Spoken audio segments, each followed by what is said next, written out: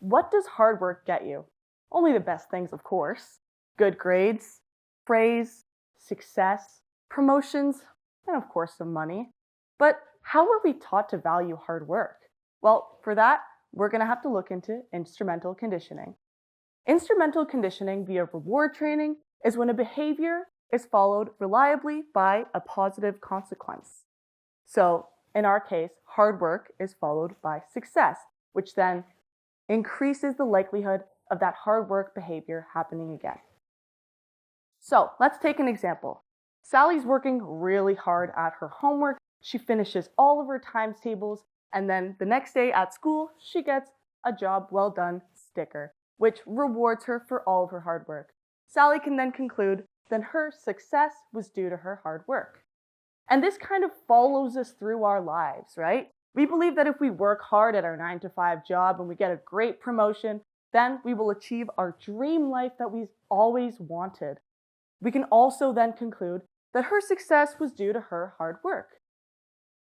This can also be reinforced through punishment training, where an undesirable behavior like lacking hard work is punished by something like failure, right? This can range from getting a 40% on your chemistry exam to maybe more severe consequences like poverty and even homelessness for not doing a very good job doing your 9 to 5 work. But is this true? Is life really that simple? Does hard work always get you success? Let's look back to our homework example and take Sally's classmate, Annie. Annie's mom is a single mom and she works really late into the evenings, so Annie's responsible for taking her little brother home, feeding him dinner, putting him to bed, and by the end of the evening, Annie has no time to work on her own homework and ends up failing her assignment. But we wouldn't say that her failure was due to a lack of hard work, right? There must be other factors at play. So, the SD, or discriminative stimulus, basically green lights the relationship between behavior, like hard work, and its subsequent consequence, like success. And so, for us, hard work only is reliably followed by success when we have privilege, where privilege is one's unearned benefit or advantage that we receive in society based on our social identity.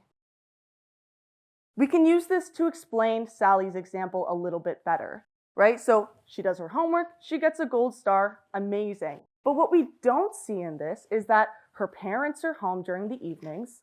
She doesn't have to worry about household duties that come first priority before doing her homework. And finally, she doesn't have to worry about things like food security. And so we can conclude that with the opportunity to study, now Sally's hard work led to success.